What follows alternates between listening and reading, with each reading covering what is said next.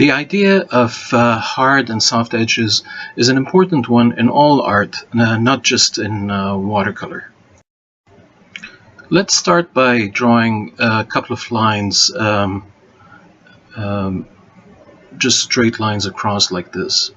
And if I were to ask you how many lines you see, you'd probably say 2. Some of you might actually say 3, because there's the line on top, the black one, the white one, and the dark one at the bottom. So those are 3 distinct lines, and they have 4 distinct edges to them as well.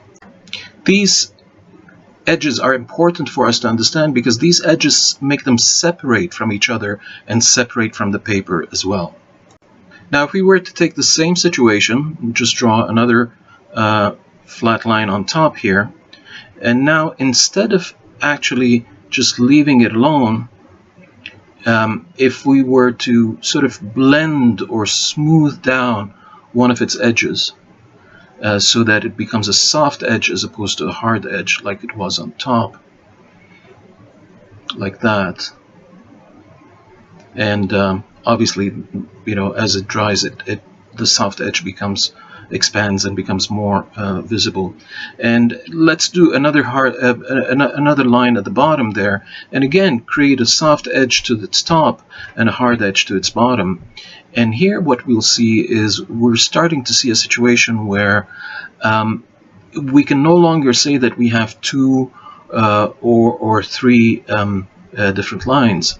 Essentially what we have when all is said and done and when the blending finishes is we'll end up with one line with 2 hard edges to it, the top and the bottom, and what is in between is sort of a soft gradation from dark to light, from light to dark.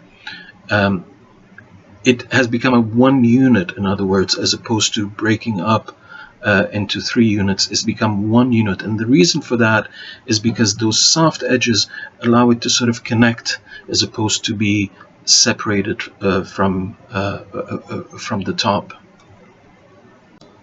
Of course, the more we blend these two, essentially this theoretical 2 lines together, and allow those soft edges to sort of connect them, the more of a unit they'll eventually look to be. So where does this work? And if you think about it, there are many places where we can see these kind of hard and soft edges in paintings. We're going to look at that in a minute. But if you think about it, it's essentially it's like attaching a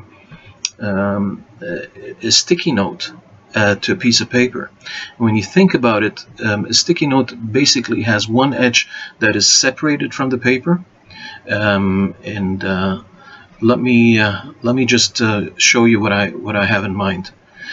So if we look at a sticky note, you'll see that one side of it attaches to the paper, right, and sort of blends into the paper down here, and the other side, the side on top, is separated from the paper and feels like it is detached. Obviously it is detached, it's separate from the paper, and what that does is it creates a 3-dimensional idea, so that we can feel that the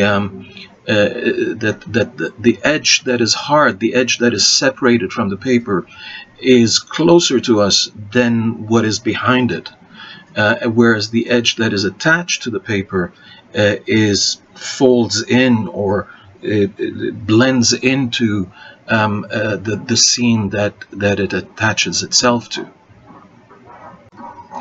Let's take a look at an example of where this is used in an expert way. This one is a painting by Turner, and if we focus on the blue mountain in the back, you'll see how there are hard edges as it reaches out into the sky, and then soft edges as it falls down into the horizon and the lake, and you can see how it just melts into the painting as it goes lower into it. So you look at those edges and you see how he's used these hard and soft edges in a meticulous way to get what he wants to do, which is to separate the mountain from the sky, and outline the light, and then to show